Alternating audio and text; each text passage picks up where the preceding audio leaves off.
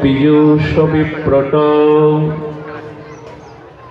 সক্রি দদন বিধূত দ্বন্দ্ব ধর্ম বিনষ্ট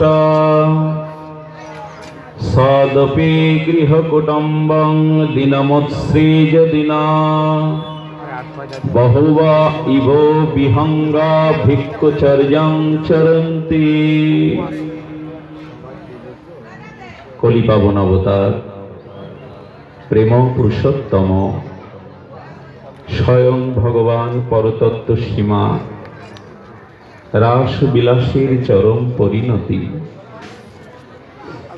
পরম করুণা বরুণালয় প্রেম বিবর্ত বিলাস শ্রীমূর্তি কলিযুগ জীবের একমাত্র আশ্রয় গতি শ্রী শ্রী গৌড় নিত্যানন্দের অপার অনুকম্পায় বৃন্দাবন ব্রজ যুবদন্দ রাধা মাধবের অহেতুকী করুণায়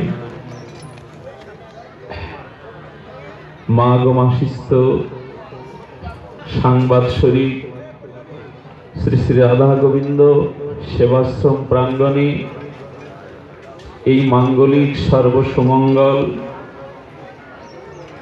শ্রীমদ্ ভাগবতী অনুষ্ঠান ও গৌর গোবিন্দ বৈষ্ণবীর সেবা আরাধনা এবং আজকের এই তিথি গৌড়ীয় বৈষ্ণবের কাছে বড় বন্দনীয় পূজনীয়।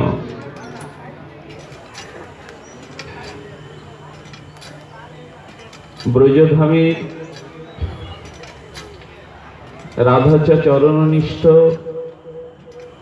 রাগানুগা ভজনের পরম পূজ্যপাদ বিশ্ববরেণ্য বন্দিত পাবন পদরেণু শ্রীমৎ তিনকড়ি বাবার আজ শুভ আবির্ভাব তিথি।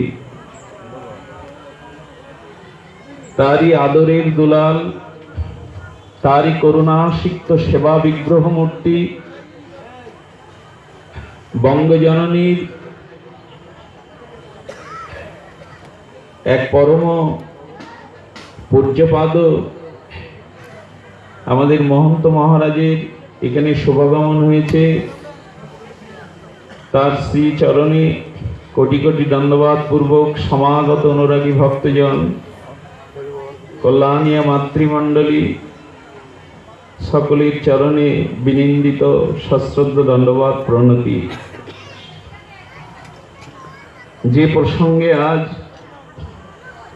সাক্ষাৎকারের প্রয়াস করেছি, আপনাদের সুপ্রসন্ন দৃষ্টিতে কলটা না টানা গেলে ভালো হয়। প্রসঙ্গটা হলো ভ্রমর গীতে। ভ্রমর গীতের দশম দিনের দশম দশার যে শ্লোকটি রাধারানী শুনিয়েছিলেন, কাকে শোনালেন? বিরহিণী বিরহ কাতরা প্রেমের অধীশ্বরী লাভিনী মূর্তি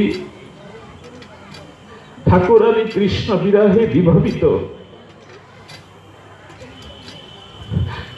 রাধারানীর চরণ কমলে গুঞ্জনরত একটি ভ্রমর এসে বসেছেন।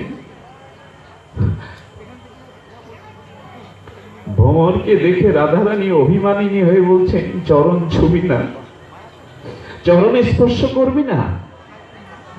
ঠাকুরানী,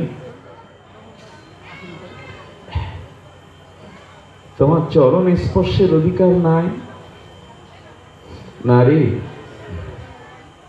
তুই কপট, তোর বন্ধু তো কপট। প্রেমে বিভাবিত বিরহ দশার চরম কক্ষায় ঠাকুরানী মনে করেছেন তার প্রাণনাথ বন্ধু পাঠিয়েছেন ভ্রমরকে। তুই যেমন কপট, তোর বন্ধু তো কপট, ছবি না। গুঞ্জনরত ভ্রমর বলছে, আমার সাথে তোমার বন্ধুর সাদিশ কপট কেনই গালি দিচ্ছ? তুইও যেমন সাদিসও কালো, তোর বন্ধু কালো কিনা? তোর সাথে তোর বন্ধুর স্বভাবের মিল আছে, শুধু গাত্রবর্ণের মিল নয়, স্বভাবেও মিল আছে। তুই যেমন গুঞ্জরিত গুঞ্জন রাগে, গুঞ্জন গুঞ্জরিত রাগে নয়ন মরণ অঞ্জন করে সকল হৃদয় হরণ করে নিস, তোর কপটি বন্ধুর বংশীর ধ্বনি লীলামৃত কথা শুনে সকলের মন সেমনি করে তোর মতো হরণ করে। কিন্তু স্বভাবে মিল কানিস। ফুলের বক্ষে গুঞ্জরিত ভ্রমর মধু আস্বাদন করে চলে যায়, ফুলকে ফেলে চলে যায়। তোর বন্ধু যেমন আমাদের ছেড়ে চলে গেছে, ওরে তাকে ভালোবাসতে গিয়ে তো 8-10টা কামনা আমরা চাইনি, বাসনা চাইনি, শুধু তার সুখ তাৎপর্যে নিজেদেরকে সঁপে দিয়েছিলাম। তুই যেমন ফুলের মতো আস্বাদন করে উড়াল দিস, তোর বন্ধু তো তাই। তোর গুঞ্জনের সাথে তোর বন্ধুর গুঞ্জরিত রাগ মুরলীর ধ্বনি সমান। চলে যা, চরণ ছুস না।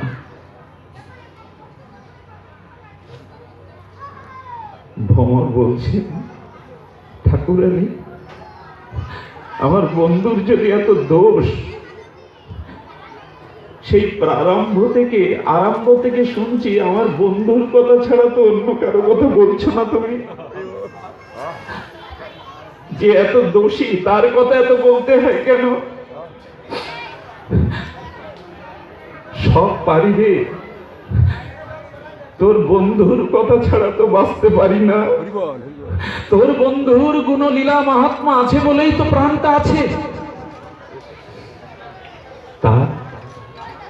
তার কথা না থাকলে, তার গুণ মহিমা লীলা মহিমা না থাকলে প্রাণী বাঁচতাম না। এরকম দশায় 10ম দিনে ভ্রমর গীতে রাধারানী একটি শ্লোক বলেছিলেন, কীর্তন করেছিলেন, আজ সেটাই আমাদের আস্বাদ্য। যদন চরিত লীলা কর্ণ পীযূষ বিপ্রুট সকৃতি দদন বিধৌত দ্বন্দ্ব ধর্ম বিনষ্ট। বলছেন, যেখানে আমরা পৌঁছাতে চেষ্টা করছি এটি হলো সর্ববেদান্ত সার ভাগবতী মঞ্জুষা, চরম একটি উৎকণ্ঠিত ব্রজসুন্দরী প্রেমাবতী লাভিনী অধীশ্বরী শ্রীকৃষ্ণ প্রেমের পূর্ণিমা প্রসন্ন প্রতিমা রাধারানীর মুখ নির্গলিত ভাগবতের এক চরম গীতি। বলছেন, শোন ওরে, তোর কপটি বন্ধুর চরিত্রের কথা বলি শোন। কর্ণ পীযূষ ও বিপ্রুত, তোর বন্ধুর কথা যদি কারো কানে 1 ফোঁটা যায়, বিপ্রুত। তোর বন্ধুর গুণ গাথা যদি কারো কর্ণে বিপ্রুত 1 ফোঁটা যায়, কি হয়? বলছেন, সেটি শ্রবণেন্দ্রিয়র শুধু সাধু হয় না, শ্রবণেন্দ্রিয়ের শুধু সাধু হয় না, বিপ্রট মানে তো 1 ফোঁটা। কি হয়? বলছেন, যদি দূরের থেকে কেউ কর্ণ পেতে 1 ফোঁটা রসামৃত লীলামৃত কৃষ্ণ কথা শোনে, তাহলে তার দ্বন্দ্ব ধর্ম নষ্ট হয়। দ্বন্দ্ব ধর্মটা কি? মিথুনাচার ঘুচে যায়। দ্বন্দ্ব ধর্ম মিথুনাচার ঘুচে যায় এবং লোকটার পরিণতি হয়, লোকটা বিনষ্ট হয়ে যায়, নষ্ট হয়ে যায়। তোর কপটি বন্ধুর কথা কানে যদি 1 ফোঁটা যায়, তার দ্বন্দ্ব ধর্ম মিথুনাচার বিনষ্ট হয়ে সে ব্যক্তি নষ্টই হয়ে যায়। নিন্দার ছলে যে স্তুতি করছেন গোবিন্দ রাধারানী, বেদাদি তার কাছে কিছুই না। বেদের স্তব স্তুতি সমগ্র নিখিল শাস্ত্রের নির্যাস রাধারানীর এই কৃষ্ণ নিন্দার কাছে কিছুই না। এক চরম প্রাপ্তি। এর চরম অভিনব আস্বাদ্য তত্ত্ব। লোকটা নষ্ট হয়ে যায় কেন ঈশ্বরী? কিরকম নষ্ট হয়? বলে লোকটা ভিখারি হয়ে যায়, দিন হয়ে যায়। আহা, তোর কপটি বন্ধুর লীলা কথা কেউ বিপ্রুট শ্রবণ করলে তার মিথুনাচার দ্বন্দ্ব ধর্ম নষ্ট হয়ে লোকটা এত ক্ষতি হয়। কি হয় ঠাকুরানী? ভিখারি হয়ে যায়। কৃষ্ণ কথা যদি শ্রবণ করেন ভিখারি হয়ে যাবেন, হ্যাঁ, নষ্ট হয়ে যায়। সপদী গৃহ কুটুম্বং দীনসৃজ্য দীনা, সেই লোকটা অতি দীন হয়, কাঙাল হয় এবং অতি দরিদ্র, অতি দুঃখী হয়ে যায়। শব্দগুলো কেমন দিয়েছেন? দুঃখী হয়ে যায়। শীঘ্রই গৃহ কুটুম্বং সৃজ্য দীন দুঃখ হয়ে সেই ব্যক্তি কি করে? স্ত্রী পুত্র পিতা মাতা ভাজ্যা পরিত্যাগ করে ভিক্ষার ঝুলি নিয়ে বেরিয়ে পড়ে। তোর বন্ধুর গুণকথায় তার এতটা বিনষ্ট হয়। গুঞ্জনরত ভ্রমর জিজ্ঞাসা করছে, ভিখারি হয়ে কোথায় যায় গো? ভিক্ষা চর্যা করতে কোথায় যায়? বলি তার তো আর যাওয়ার জায়গা নেই, ব্রজের দিকে যায়, ব্রজের পথে যায়, ব্রজের পথে ওঠে। একটি নয়, দুটি নয়, এরকম বহু ভিখারি তারা যায়। বলে এতটা পথ যায় কি করে? বলে তারা তো আর মানুষ থাকে না, পক্ষী হয়ে যায়, পাখি হয়, বিহঙ্গ। বলছে বিহঙ্গের নাম কি ঠাকুরানী? বলছেন হংস। তবে যেন তেন হংস না, তারা রাজহংস হয়ে উড়ে যায় ব্রজের পথে, রাজহংস হয় তারা। আপনারা তেমনই। তার কথা শুনেছেন না, যে জন্য এখন বিহঙ্গ হয়ে কত দূর দূরান্ত থেকে উড়েছেন এই নিত্য ধামে।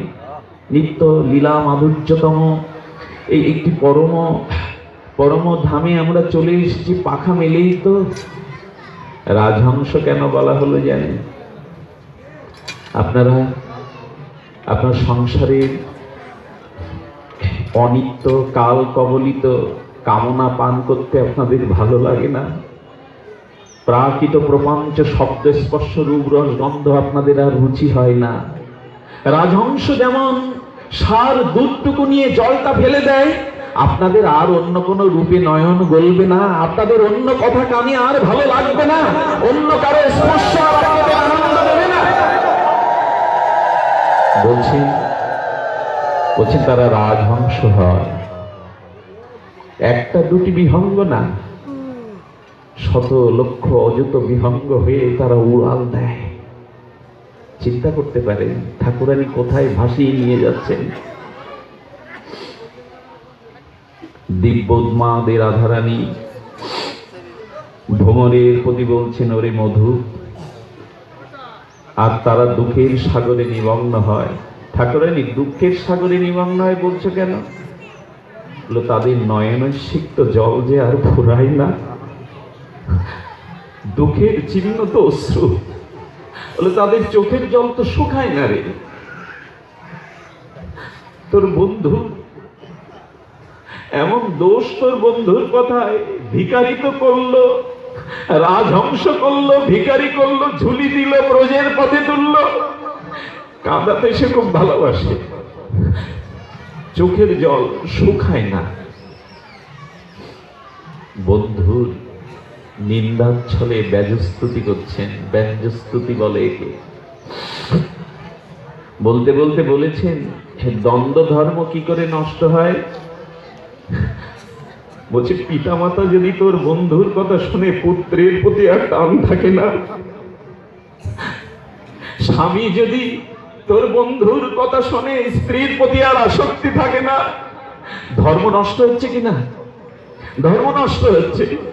সন্তান যদি শোনে পিতামাতার প্রতি আর টান থাকে না রে, বন্ধু যদি শোনে বন্ধু বান্ধবের প্রতি আর আসক্তি থাকে না, ধর্ম নষ্ট হয়। যারা গৌড়ীয় ভজনের পথে এসেছেন পূর্ব জন্মের সুকৃতিতে তারা জানবেন সংসারে সংসারে সবকিছু কেড়ে নেবে। ওর মুরলীর ধ্বনি, ওর মহিমান্বিত লীলা, করণ পীযূষ ও বিচ্ছশালী কথা আপনাকে একা বানিয়ে দেবে, একেবারে পথে তুলে দেবে। ঠাকুরানী বলছেন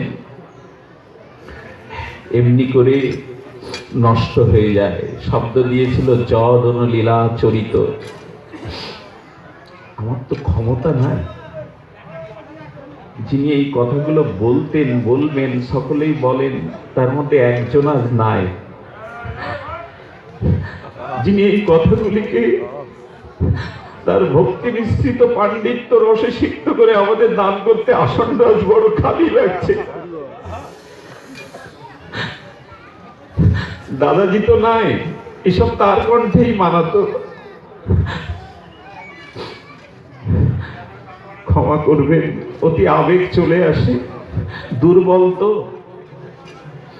আপনাদের মতো আমি খুব সামর্থ্যবান না।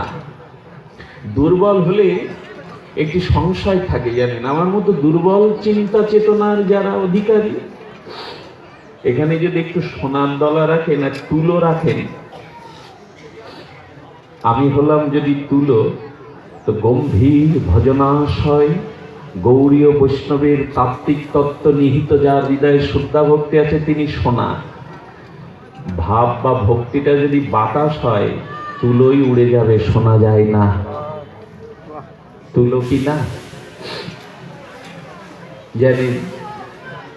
কিছু কিছু শিখর আছে, পর্বত পাহাড় আছে, সেই পাহাড়গুলো যদি সমুদ্রের তলে স্থাপিত করা যায়, অতল স্পর্শী অবগাহী সমুদ্র পর্বতটাকে ঢেকে দেয়। ছোট ছোট পুকুরে পাথর পড়লেও দৃশ্যমান হয়ে যায়। আমার দ্বারা তো কাজ না, ছোট পাথর এই পুকুরের জল ঢাকবে কি করে? আমি তো পর্বতমালা নয়, সমুদ্র ঢেকে দেবে। কোন মহানগরীর মধ্যে যদি প্রদীপ জ্বালানো যায়, সবাই দেখতে পায় না, কুড়ে ঘরের মধ্যে প্রদীপ জ্বাললে দৃষ্টিগোচর হয়। যিনি বলবেন তিনি নিত্যলীলায় চলে গেছেন, তাকে স্মরণ করে আপনাদের বদন দেখে যদি রাধারানী কৃপা করি দুটি কথা বলা যায়। চরিত ভগবান শ্রীকৃষ্ণের চেষ্টাকে লীলা বলেছেন আচার্য মুনিবর্গগণ। ভগবান যা যা চেষ্টা করেন তাই তাই লীলা।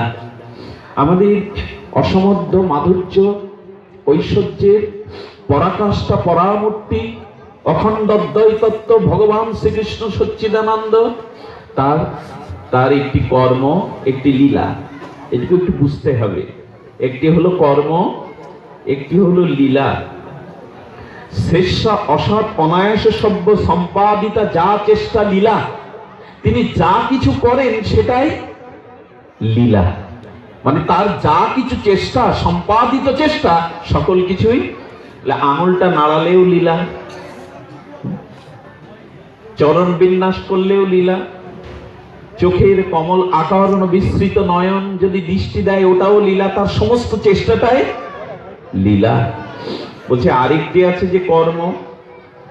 স্বয়ং ভগবান অসুর মারণ করেছেন, ভোবার হরণ করেছেন। অসুর মারণ করেছেন না, ভোবার হরণ করেছেন না, বলে এইগুলি যে কর্ম। বলছেন কর্মটা যদ্যপি শ্রীকৃষ্ণ লীলায় সম্পাদিত হয়েছে, কিন্তু ওটা কৃষ্ণ করেননি। কৃষ্ণ দ্বারে বিষ্ণু করেন। এখানে বিষ্ণু বলাটা কবিরাজ কৃষ্ণবি বলেছেন, কিন্তু সংহারের কর্তা হলেন ভগবান শঙ্কর, শিব। অর্থাৎ যখনই ভগবানের স্বয়ং ভগবান পুরুষোত্তমের আবির্ভাব হয়, আর সকল অবতার কাছে এসে মিলে যায়, প্রভু তোমার লীলা, তোমার আনন্দের সঙ্গী করো। যে জন্য যখন রাধা কৃষ্ণ মিলিত কলির পাবন অবতার মহাপ্রভু আসবেন, তখন ব্রহ্মা কাঁদছেন। তারপরে ব্রহ্মা কেঁদে কেঁদে বলছেন, যে কোনো কিছু সংগঠিত কারণের দ্বারা আমাকে তুমি নিয়ে যাও প্রভু, তোমার ওই প্রেমময় বিতরণ লীলা, পাবন লীলা আমাকে নিয়ে যাও। এই জন্য ব্রহ্মা সেদে সেদে একরকম অভিশাপ নিয়ে হরিদাস ঠাকুর হয়ে এলেন। ভগবান শঙ্কর কাঁদছেন, গৌর এই প্রেম মাধুর্যতম প্রেমময় লীলায় আমার অধিকার নাই। ভগবান শঙ্কর কাঁদছেন কলিজীবের জন্য, এই লীলায় আসবার জন্য। বিষ্ণু এসে বলছেন, শঙ্কর তুমি দুইবার কেঁদেছ, সতীকে হারিয়ে একবার কেঁদেছিলে, সেই চোখের অশ্রুটা রুদ্রাক্ষ হয়ে গেছে, এখন এত কাঁদছো কেন? কলিজীবে স্বয়ং মহাপ্রভু রাধা ভাবে ভাবিত হয়ে লীলারস আস্বাদন করবেন, সেই লীলাতে সমগ্র জীব যাতে প্রেম প্রাপ্তি হয়, কলিজীব যাতে বিনষ্ট না হয়, এই মঙ্গলের কথা ভেবে আমি কাঁদছি। ভগবান বিষ্ণু বললেন, একা কেন কাঁদবেন, একা কেন চেষ্টা করবেন, আসুন দুইজন মিলে আমরা কাঁদি। অদ্বৈত হয়ে এলেন সদাশিব বিষ্ণু অবতারে। কে আসতে চায়নি? বিষ্ণু এলেন, শ্রীমান শঙ্কর এলেন। নারদ বলছে, প্রভু নিত্য লীলাতে আছি, তবে তোমার জগৎময় প্রেম লীলায়, নবদ্বীপ লীলায়, সংকীর্তন নর্তন রসলীলায় আমাকে স্থান দাও। শিবাস এলেন, কে না আসতে চায়নি, কে না আসতে চায়নি এই লীলায়? প্রণমঃ কলিযুগ সর্বযুগ সার, কলেও দোষ নিধে রাজায়ন্তী এক মহান গুণ। অনেক দোষের আকার হলেও একটাতে মহান গুণ, মহাপ্রভুর লীলা চরিত্র। এই জন্য ভগবান যখন অসুর মারণ, ভোবার হরণ করলেন, এটি তার কর্ম। আর এই কর্মটি সম্পাদন করেছেন স্বয়ং ভগবান শ্রীকৃষ্ণের মধ্যে থেকে, কখনো বিষ্ণু, কখনো শঙ্কর, অন্যান্য অবতারগণ, অংশকলাগণ। স্বয়ং ভগবানের একমাত্র লীলা। আমাদের রাধা গোপীনাথের, রাধা মোহন মদন মোহনের কর্ম নয়, একমাত্র লীলা পুরুষোত্তম তিনি। এই জন্য বলেছেন, শোন বলি, মদীয় জন্মচেষ্টিত যথার্থ জ্ঞান এন। তোর এই লীলা পুরুষোত্তমের কথা বলেই চলেছেন ঠাকুরানী। বীর্যবতী প্রীতিময় গোবিন্দের অসমদ্য মাধুর্য লীলা কথা বলতে বলতে তার স্তুতি করছেন ব্যাজস্তুতি নিন্দার ছলে। শোন বলি ওরে, তার সঙ্গে যদি কেউ প্রীতি করে, তবে তাকে দুঃখের সাগরে ডুবিয়ে সে চলে যায়। এই তোর কপটি বন্ধুর ধর্ম। লীলা চরিতের কৃপকার সকৃত দনন, আমাদের এই জন্য তার কথা শুনতে হয়। ঈশ্বরী, আচ্ছা তারা যে এই পথে বেরোয়, তো তাদের জীবিকা কি থাকে, তারা কি খেয়ে বেঁচে থাকে? তুমি তো বললে দ্বন্দ্ব ধর্ম, সংসদ ধর্ম সবকিছু যায়, ভিখারি হয়, কি খেয়ে বেঁচে থাকে? বলল, তার লীলামৃত না হলে তারা বাঁচে না, তার লীলামৃতই তখন তার একমাত্র খাদ্য। নামাচার্য হরিদাস ঠাকুর গোবিন্দ দাসের প্রসাদটা সংবর্ধনা দিয়ে বন্দনা করে রজমাত্র কণা নিয়ে কি বলেছিলেন? নামামৃত বিনে যদি খায় অন্ন পানে, তবু ভক্তের দুর্বল জীবন। কথামৃত, লীলামৃত, নামামৃত পান না করলে ভক্তের ক্ষুধা নিবৃত্তি হয় না, অন্নে তাদের ক্ষুধা নিবৃত্তি কোনোদিন হয় না। কত তো দিন চলে যায়, খাওয়ার কথাটাও তো মনে নাই গো। তারা কি খায় বললেন? রাধারানী বলছেন, ওরে তারা লীলামৃত রস পান করে। এই লীলামৃত রস পানে তারা বিমুগ্ধ হয়। ছোট্ট একটা কথা না বললেই নয়, একটু বাইরে চলে আসি। এই লীলা কথার মহিমা বিশেষ করে আমাদের ব্রজমণ্ডলে, মথুরা মণ্ডলে যদি সৌভাগ্য হয় মহত নির্গলিত হরিকথা শ্রবণের, তবে জানবেন জীবনের আর কোনো প্রাপ্তি বাকি নাই। সাধুমুখে হরিকথা যদি ব্রজমণ্ডলে ব্রজের রসিক ভক্ত ও শ্রীমুখে আস্বাদিত হয়, তবে আপনারা সকলেই ব্রজে। ব্রজ কিন্তু অনেক বড়, মানে 84 ক্রোশ না, অখণ্ড ব্রজ। আমরা একরকম ব্রজের সকলেই ব্রজবাসী, কিন্তু ভুলে গেছি সকলেই ব্রজবাসী কিন্তু, নালে নিত্য দাস বলতেন না মহাপ্রভু। কৃষ্ণের নিত্য দাস যদি আমাদের স্বরূপ হয়, তাহলে আমরা সবাই ব্রজবাসী। আসলে ভাবনাটা, চিন্তাটা আমরা ব্রজের বাইরে, কিন্তু প্রকৃতার্থে আমরা সবাই ব্রজবাসী। সুবিজন রাধা বিনোদ, হ্যাঁ, রাধা বিনোদ ঘোষ মহাশয়, ইনি ছিলেন ত্রিপুরার রাজার প্রাইভেট সেক্রেটারি, সচিব। রাজা মাণিক্য সিংহ, সম্ভবত নামটা আমার মনে নাই, হতে পারে। উনি একবার ব্রজ দর্শনের জন্য রাধাপদ ঘোষকে বললেন, আমার সাথে ব্রজে যেতে হবে। লোক লস্কর রাজকীয় অভিমানে ব্রজে গেছেন। ব্রজের নিকুঞ্জ বন শোভালক্ষ্মী দর্শন করছেন রাজা। ত্রিপুরার রাজা, তার স্কন্ধে আছে তাদের রাজকীয় সম্মানের একটি শাল। শালটা রাজকীয় সম্মানের বাহক। সেই মহামূল্যবান রাজকীয় শালটা স্কন্ধ করে বনলক্ষ্মী বনশোভিত ব্রজসুন্দরী গণের চরণ রেণুত সিক্ত ব্রজমণ্ডল দর্শন করছেন। সঙ্গে সঙ্গে একটা হনুমান এসে শালটা তুলে নিয়ে গাছের উপরে চলে গেল। রাজার যারা সেনা কর্মকর্তা বলছেন, এ তো রাজকীয় সম্মানের প্রতীক, বলুন তো আমরা গুলি করেই শালটা পেড়ে নিই, একটা হনুমান হত্যা করাটা রাজা আপনার জন্য কিছু না? রাজা নীরব, শান্ত, গম্ভীর আশয়, শুধু হাত ইশারা করে ওদের অস্ত্র নিরস্ত করলেন। হনুমানটা শালটা দন্ত দিয়ে ছিঁড়ে ছিঁড়ে কুটি কুটি করে রাজার সামনে ধুলাতে ফেলে দিচ্ছে। যতবার শালটা কুটি কুটি করে সামনে পড়ে রাজার চোখে তত জল ঝরে। কথা নাই, সেদিন সারাদিন খানও নি, ঘরে লোক দিয়ে নীরবে নিভৃতে শুধু চোখের জল ফেলছে। রাধাপদ ঘোষ গিয়ে বলছেন, মহারাজ আপনার কি হলো? সারাদিন মুখে কিছু দেননি, সারাদিন শুধু চোখের জল ফেলছেন, গোপনে কি হলো? শালটার শোক আপনি বুঝি ভুলতে পারছেন না? বলে, না গো, যিনি আমার শালটা কেড়ে নিয়েছেন রাধারানীর অতি করুণায় কোন ভক্ত এসেছিলেন আমাকে একটা শিক্ষা দিতে গো। রাজা, ব্রজে যদি এসো রাজ অভিমান নিয়ে, অহংকার নিয়ে এসো না, ভিখারি হয়ে এসো। এখানে ভিক্ষা করতে রাধারানীর চরণে ভিখারি হয়ে আসতে হয়, রাজা হয়ে নয়। ওরা সত্যি ভিখারি। ব্রজের এক বাবাকে এক ভক্ত 5 হাত একটা কাপড় দিয়েছিল, বাবা যদি একটু গ্রহণ করেন। তার চোখের জলে বিনয়বতা দেখে বাবা কাপড়টা নিয়ে কি করলেন জানেন? ব্রজ ধুলিতে জল দিয়ে কাদা করলেন, কাদা করে কাপড়টা বেশ কাদা মাখিয়ে অঙ্গে ধারণ করলেন। বাবা কাদা মাখালেন কেন? বলে, এই ধুলি মাখা কাপড়টা যদি অঙ্গে দেই, ওই ধুলিতেই যদি করুণা কণা হয়, কৃপা কণা হয়। এখানে রাজা হয়ে আসতে নেই। ও আমাকে জানিয়ে গেল, রাজ অভিমান ত্যাগ করে ব্রজে এসো, রাজত্ব অভিমান রেখো না। কথা শুনে অবাক হয়ে গেলেন। এই ঘোষবাবু পরের দিন ব্রজ দর্শনে বেরিয়েছেন, তার কথার কি মহিমা দেখুন। ব্রজে ঘুরতে ঘুরতে, নূতন করে ব্রজের পরিচয় পেয়ে ব্যাকুল হয়ে ঘুরতে ঘুরতে দেখেন গায়ে কিছু নাই, মশা বসেছে, মাসি বসেছে, কামড়ে কামড়ে খাচ্ছে। নীরবে নিভৃতে ভাগবত পাঠ করছেন। কাকে শোনাচ্ছেন? সম্মুখে তো কোনো শ্রোতা নেই, কোনো ভক্ত নেই। একটি বৃক্ষের সামনে বসে ভাগবত মাধুর্য সাধন করাচ্ছেন। রাধাপদ ভাবলেন, এরা পাগল, উন্মাদ, একাকী বসে এরকম করে ভাগবত পাঠ করে।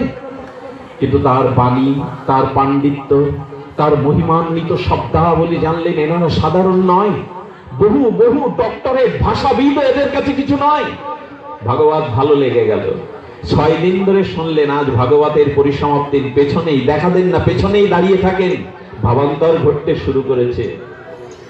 সিদ্ধ ভাগবত মহাত্মা বলছেন, আজ পিছনে কেন, এবার সামনে এসো। কে তুমি? 6টা দিন ধরে পেছনে দাঁড়িয়ে আমার বন্ধুর, আমার ঠাকুরানীর গুণমাহাত্ম শ্রবণ করো, কে তুমি? চরণে পড়লেন, আমি বিষয়ী, আমি বিষয়ী পতিত, আপনার ভাগবত শুনছিলাম। বলছেন, কি পেয়েছো? কি পেয়েছি জানি না, তবে এই কথামালা থেকে আর কোথাও যেতে ভালো লাগছে না। আপনি শোনা, আমাকে অধিকার দিন আপনার সামনে বসে শুনতে। আপনি কাকে শোনাচ্ছেন? দেখবি তাকে, দেখবি কাকে শোনাচ্ছে, দেখবি। ভাগবত ভাগবত পরিসমাপ্তিতে যখন অঞ্জলি দিলেন, সঙ্গে সঙ্গে সামনে বৃক্ষটা পেটে রাধা মাধবের বিগ্রহ, জ্যোতির্ময় বিগ্রহ দেখে রাধা ঘোষ লুণ্ঠিত হয়ে মূর্ছিত হয়ে পড়ে গেলেন। জীবনীতে ইনি অনেক রাধা মাধবের গ্রন্থাবলী রচনা করে গেছেন, বিখ্যাত তার পথ। তিনি লিখেছেন তার জীবনচরিতে, যখন চেতনা ফিরল দেখলাম সেই মহাত্মা আমার মাথায় স্নেহের পরশ কলবল্লভে হাত বুলিয়ে দিচ্ছেন। শুধু পাগলের মতো বললাম, আর কবে দেখা পাবো? বলছে তার কথা যেখানে, তার গুণমহিমা যেখানে, ভাগবত সাধুমুখে যেখানে, সেখানেই তাকে পাবে। বিস্ফোরিত হয়ে বেরিয়ে আসবেন তিনি। এই জন্য গৌড়ীয় বৈষ্ণবে আমাদের তো আর কিছু নয় বাবা, তার গুণগাথা সাধুমুখে শ্রবণ করতে হবে। পিবন্তি যে ভগবতাত্মন সতাং কথামৃত শ্রবণ পূজেষু সম্প্রীতম পুনঃস্থিতে বিষয় বিশুদ্ধ মলয়ং ব্রজন্তি তচ্চরণ সন্ধিকবং। গোবিন্দ বললেন, সাধুমুখে যদি আমার গুণগাথা শ্রবণের কখনো সৌভাগ্য প্রাপ্ত হও, তবে আমি কৃষ্ণ তোমার ঝাড়ুদার হব। আরে বাবা, গোবিন্দ বলছেন শ্রীনান্ত সকতা কৃষ্ণ পূর্ণ শ্রবণ কীর্তন অভাবতারণী বিধুনতি, আমি ঝাড়ুদার হয়ে যাব তোমার। গোবিন্দ তোমার গুণকীর্তন মহিমা শুনলে ঝাড়ুদার হয়ে কি করবে? বলে তোমার হৃদয় গিয়ে জন্ম জন্মান্তরের কুবাসনাগুলো ঝাড়ু দিয়ে পরিষ্কার করে দেব। আহা, সাধুমুখে হরি কথার কি মহিমা! বিধুনতি, আমি ধুইয়ে দেব। এই জন্য যখন ধ্রুবকে বর দিতে এসছেন, আপনাদের জানা কথা, ধ্রুবকে যখন কিছু বর প্রদান করতে এসছেন, ধ্রুব বলছেন ভক্তিং মোহ প্রভাবতাং তৈ মে প্রসঙ্গ। আহা, এ কি শ্লোক, এ কি শুধুমাত্র শব্দাবলী? ভয়াদনন্ত মহাতালত শাশ্বতয়ম নিঃস্ব ভগবাদ গুণমিত পানমত্তম। ধ্রুব বলল, গোবিন্দ আমি তোমায় চাই না, আমি তোমাকে চাই না। কি চাও? নিঃস্ব ভগবাদ গুণ কথামৃতম পানমত্ত। তোমার চরণাশ্রিত শুদ্ধ ভক্ত, যারা তোমার নাম রূপ লীলা কথা ছাড়া জগৎ সংসারের আর কিছু চাঁদের হৃদয়ে জায়গা দেয়নি, সেই প্রেমে মত্ত, মদ খেয়ে মাতাল যেমন মদমত্ত হয়ে যায়, তোমার গুণকীর্তনে নামমহত্বে যারা সর্বদা মদমত্ত, সেই ভক্তের কাছে বসে তোমার লীলা কথা শুনতে চাই, তোমাকে চাই না। ভগবান বললেন, সাধ্য সাধন তো, তা তুমি সিদ্ধ অবস্থাতে পৌঁছে মানে আমাকে লাভ করেছো, মানে তো সিদ্ধ অবস্থা, গোবিন্দ দর্শন পেয়েছো, এখন সাধনায় ফিরে যেতে চাইছো কেন? শ্রবণ কীর্তন সাধু সঙ্গ, এটা তো সাধন, আর সাধ্য বস্তু তাকে প্রাপ্ত হওয়া। তুমি আমাকে পেয়ে আবার সাধনায় ফিরে যেতে চাইছো কেন? ধ্রুব যে কথাটা বলেছিলেন না, গেঁথে রাখবার মতো, সাইনবোর্ড করে যদি ঝুলিয়ে রাখা যেত, গলায় যদি ঝুলিয়ে রাখা যেত, গোবিন্দ তোমাকে পেয়ে আমি কি করব বলো তো?